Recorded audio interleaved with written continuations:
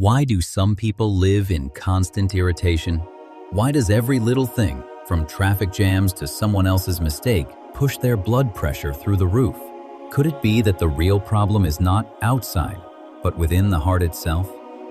Sometimes a person develops the disease of irritability because of not being able to tolerate anger. His power of self-control is put at risk.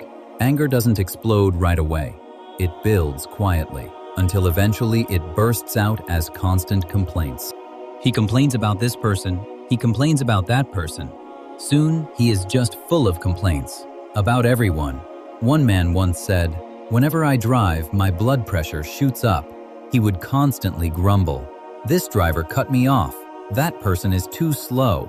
Everyone is wrong except me." I said to him, "If your blood pressure rises, it's because you object to everyone. Just mind your own work, drive your own car." But even that advice sparked another complaint. He insisted the whole country needs reform. The truth is, the world will not always run according to your mood. When someone breaks a traffic rule or when someone acts against your principles, you have two choices: curse and mutter angrily, or respond with calmness and even kindness. Grumbling, cursing, and shouting changes nothing. But sometimes, a patient, disciplined response can surprise the other person and even correct them. Next time, when someone drives poorly or annoys you, instead of cursing, make a prayer for them. Our elders gave us powerful examples. Sheikh Muhammad Zakaria, may Allah have mercy on him, once said to a servant, "How many times have you repeated this mistake? How much more must I bear?" His uncle whispered in his ear, "As many times as he errs, that many times you should endure." This is the true cure.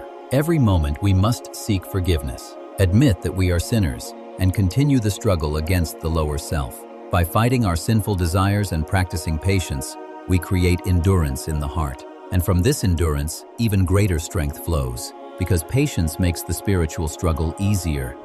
So remember, anger begins small, but if left unchecked, it turns into a disease of constant complaints. Complaining steals your peace and harms your health, but never solves the problem. True wisdom is to respond with patience, prayer, and kindness. When someone wrongs you, don't let anger decide your reaction. Moral: anger multiplies problems, but patience multiplies peace. Like and subscribe.